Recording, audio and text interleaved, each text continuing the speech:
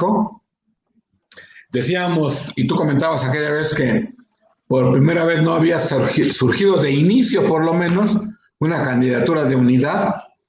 Se registraron 3 precandidatos, pero ya esta semana el que es el abogado, o era el abogado de la universidad, declinó.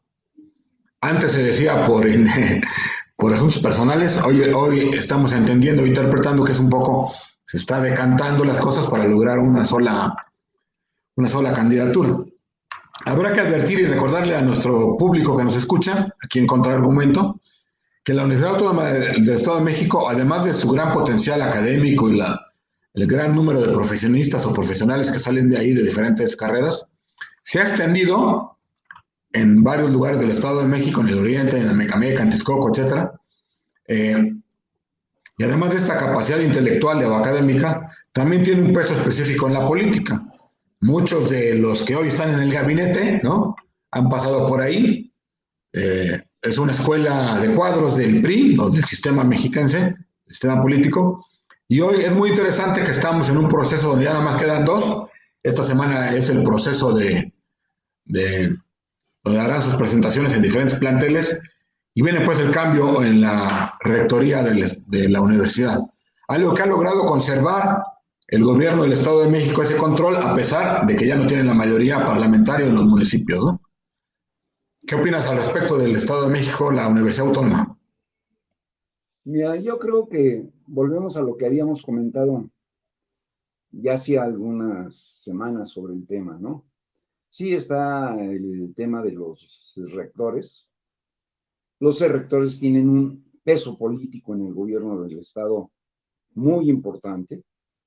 La universidad tiene muchos defectos, pero también ha tenido un crecimiento académico importante, no despreciable, y hoy es uno de los activos importantes para el Estado de México. Fíjate que yo tengo mis dudas sobre lo que está sucediendo en 2 sentidos. El caso del abogado general de la universidad y su renuncia a la candidatura y los ataques al rector están ligados a temas interesantes.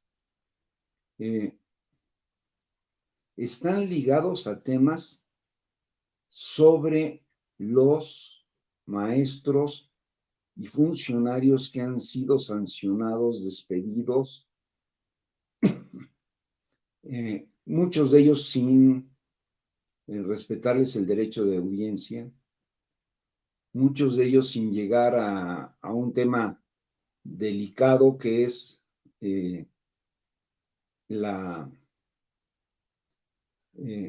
todo este comportamiento de la comunidad universitaria y las perspectivas de género.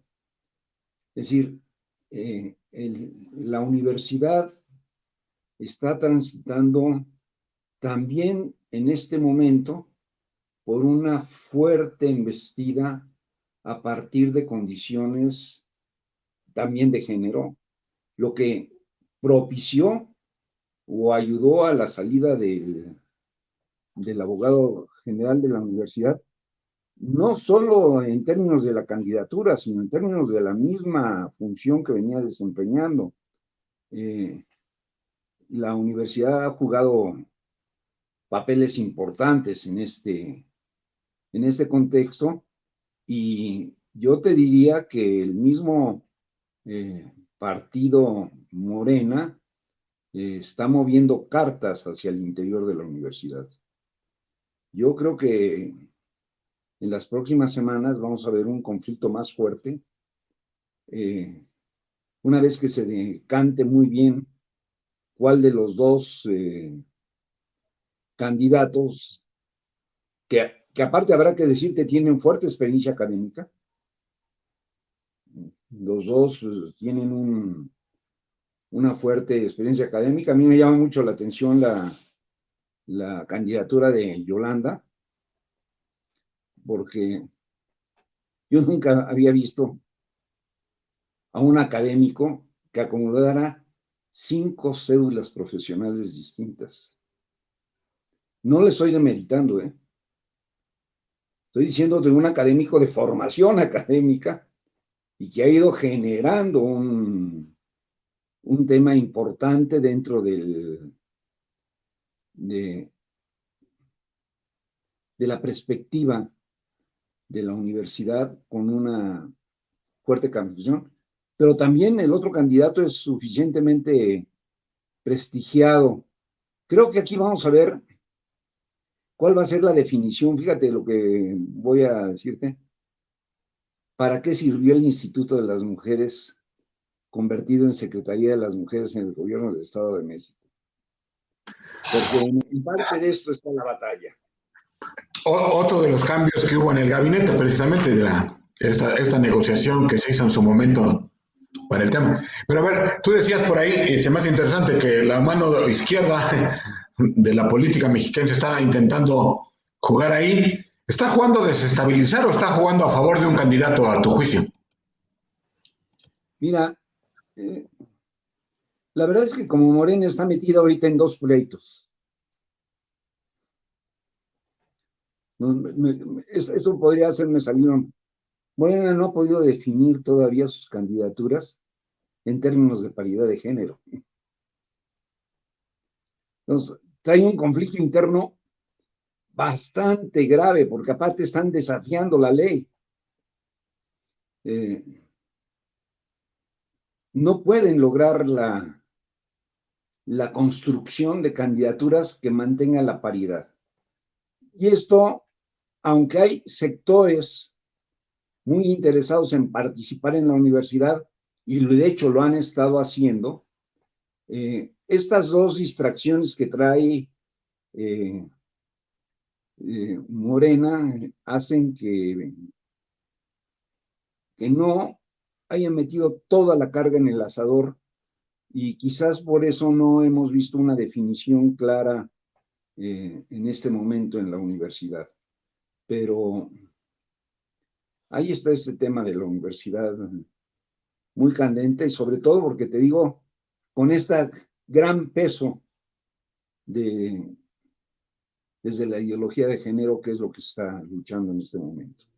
Si puedes ver lo que han dicho los diferentes colectivos universitarios, mucho de esto está en el centro de la discusión, ¿no? Sí, de hecho está en el centro del debate y de las propuestas, incluso de los candidatos rectores, ¿no? El tema de género, que van a cuidar el tema de género transversal, etcétera, etcétera, que no necesariamente pudiéramos calificarlo de positivo o negativo, pero sí podemos decir que es un tema ya central. Y a lo mejor por ahí la decisión cae en el lado femenino, ¿no? De la rectoría, lo cual sería pues también muy interesante, pero habría que decir sobre lo que yo te decía, sobre la participación de la izquierda o de Morena, que también hubo un intento, no es lo mismo, pero se parece. Hubo un intento en la UNAM, también de parte de la izquierda recién llegada al gobierno, de participar, pero bueno, creo que la universidad logró resistir, digamos, ese embate, entre otros por el Ackerman y compañía, tomando en cuenta que mucha gente de la que está en el gobierno federal hoy fue, pues digamos, agitador profesional cuando los tiempos que a mí en lo particular me tocaron estar en la universidad, cuando el Consejo Estudiantil Universitario, Sheinbaum, Gatell, Batres, todos ellos eran los que estaban ahí, dirigiendo. Bueno, intentaron controlar la UNAM, no lo lograron, y bueno, acá en la UAM no sería extraño verlo, pero ciertamente hoy lo que les preocupa es tener el poder en los municipios y en el Estado. Muy bien. Una acotación. Tan ha sido fuerte esta investida que hoy los candidatos hablan de crear una especie de dirección de género al interior de la universidad. No, fíjate, más allá de crear políticas transversales, están hablando de una posición de género que no podemos juzgar ni buena ni mala porque no puedes apostar a qué significa esto, pero que está en el centro de la discusión, lo cual quiere decir que hay una fuerte presión al interior del Consejo Universitario para la definición del rector. Esto Sí, es excelente. lo que han dicho es un poco pues, lo que ya se sabe en el tenor de que es un proyecto donde deben de participar abogadas, psicólogas, antropólogas, politólogas, filósofas, expertas en áreas del conocimiento, dicen con la finalidad de articular una política desde la perspectiva de las mujeres y de las víctimas. Porque también ha habido casos, habrá que reconocerlo, también de problemas de violencia de género al interior de la universidad, pero bueno, es un tema interesante que habrá que seguirle la pista. Insisto, ya estamos, digamos, en la recta final de este tema. Habrá que, si quieres nada más para terminar, salvo que tengas algún otro tema ahí pendiente, decir que el tema de la vacunación sigue positivamente en el Estado de México. Esta semana le tocó a Nezahualcóyotl, a los mayores de 60 años, y también aplicaron, digamos, el modelo Toluca, donde hubo vacunación en el automóvil, en este caso fue tanto en la explanada de Nezahualcóyotl como también en los estacionamientos de la FES Aragón, que son espacios amplios donde la gente pudo llegar en sus coches.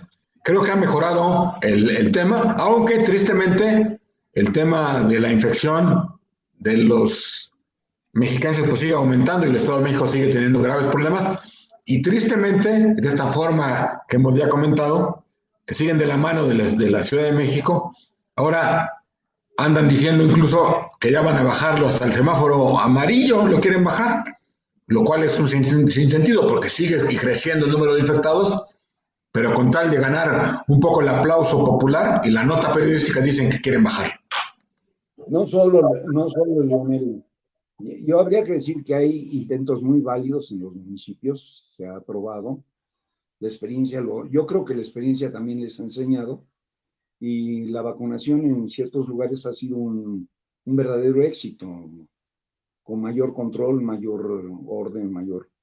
Lo que, lo que está pendiente es si el semáforo, tú lo acabas de marcar, no bajan las infecciones, por lo menos hasta donde sabemos, con los datos que se tienen, y hay datos que son muy importantes porque son los datos no de los hospitales, sino de las defunciones, ¿no?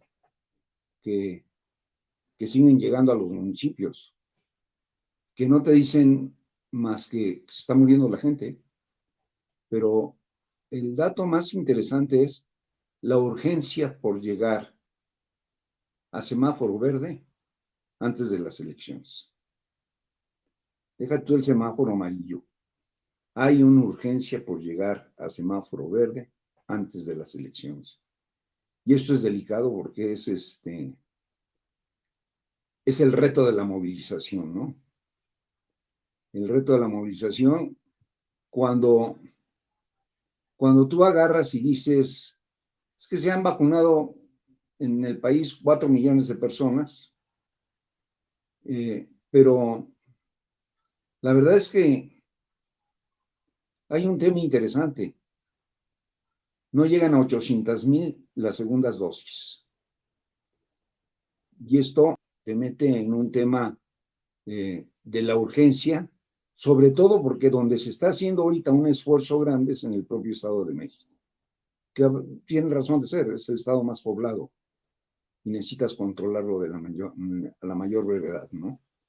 Y estás entrando a las comunidades más pobladas, Netzahualcóyotl, Ecatepec, Naucalpan entra en este tema, Tlanepantla, ¿no? Creo que ahí es donde está el tema. Nada más te voy a apuntar un último tema, pero ya lo dejamos para la próxima, Lionel. La quiebra de los municipios. ¿La quiebra, perdón, de? De los municipios. Ah, ok. Sí, sí, sí. Es un tema delicado, ¿eh? Es un tema delicado porque los municipios, tristemente, bueno, no tristemente, son los que le dan los servicios a la población y tristemente, al no tener recursos, pues la población es la primeramente afectada, ¿no? Siempre hemos dicho que el municipio pues debiera ser el fundamento del andamiaje político y se le descuida mucho. Hoy todo el tiempo estamos hablando de la federación, del presidente de la República, Ya vimos que en el Estado de México el gobernador no mucho, y los municipios, pues pobres, están en un aprieto. Y habría que decir que también es un tema de una profesión de riesgo también ser presidente municipal, porque hay muchos problemas de seguridad para los alcaldes. Yo me atrevería a cerrar, regresando al tema original, Alfonso, los ayuntamientos y los municipios de la zona sur, Lubianos, Tlatlaya, Tejupilco, el mismo Coatepec, Carinas, ¿cómo viven ahí los alcaldes? ¿Qué hacen? Luego volvería al tema, ¿no? La seguridad ha sido totalmente relajada. Ya explicaba yo las razones del relajamiento de la seguridad: falta de insumos, falta de financiamiento. Los ayuntamientos, durante el gobierno del presidente Calderón, recibieron fuertes insumos para el fortalecimiento de la seguridad. El presidente Peña mantuvo esto, pero el actual gobierno los dejó desprotegidos. Y entonces, lo que estamos viendo en los municipios del sur del Estado de México, concretamente, es este ataque de los cárteles que están dedicados a tratar de comprar lo que puedan comprar y en época electoral, ¿no? No, si te acuerdas, el propio presidente lo dijo, y creo que lo dijo bien, que tristemente hay lugares, en este caso hablemos principalmente de los del sur del Estado de México, donde el narcotraficante, pues ahora sí que da la venia, ¿no? O la bala a los candidatos para poderse. Por eso yo decía, viene siendo ya una profesión peligro, porque ahora sí que ponértela al tiro a los que ves que en tu municipio, Coatepec, Arenas, hacen esto que vimos, o en Tlatlaya, o Tejupilco, o lugares, digamos, de la zona caliente, pues te hace ver que ser a la autoridad municipal no es tan fácil. Aventarse al ruedo a esos lugares, aventarse al ruedo electoral en esos lugares, más allá del combate contra PRI, PAN, Morena, PRD, como se llame, es delicado porque pues, ahí están estas gentes que no se miran, no se detienen ante nada, ¿no? Así es. Y yo continuaría con esto, Leonel. Empezamos por ahí, terminamos por ahí. Una de las mayores preocupaciones en términos de seguridad nacional son las consecuencias del narcotráfico y del tráfico de armas. Esos son los dos grandes riesgos de la seguridad nacional. Hoy, en estos meses y en esta misma semana, el presidente desmintió una nota del Departamento de la Defensa en Estados Unidos, donde decía que el 35% del territorio nacional estaba bajo control de cárteles. Bueno, yo te diría, el sur del Estado de México tienen que ponerle mucho cuidado. Es una tierra muy difícil, y me voy a atrever a decir algo, y es la tierra donde, muy cercana, muy pegada, ¿no?, ¿cómo le llamarás tú al toro? ¿La tierra caliente? Claro, no, al toro, porque Félix es la zona más cercana. Sí, Guerrero, Estado de México, el sur, y Félix Salgado. En esa zona allí. Es preocupante, ¿eh? Sí, es muy delicado y es un asunto, digo, se oye de repente muy exagerado, pero es un asunto de seguridad nacional, porque es una zona muy delicada que se acerca al estado de Guerrero, que también tiene muchos problemas rurales, muchos problemas de pobreza, y aquí el tema es que se junta pobreza, violencia, inseguridad, desempleo y ruptura del tejido social, ¿no? En fin, Y los muy dos bien, grupos. estamos terminando esta sesión de nuestro análisis. Estamos próximos ya a entrar a la recta final del mes de marzo y pues seguiremos viéndonos aquí cada semana para dialogar sobre el Estado de México. Hola, Leonel, buenas noches a todos. Hasta luego.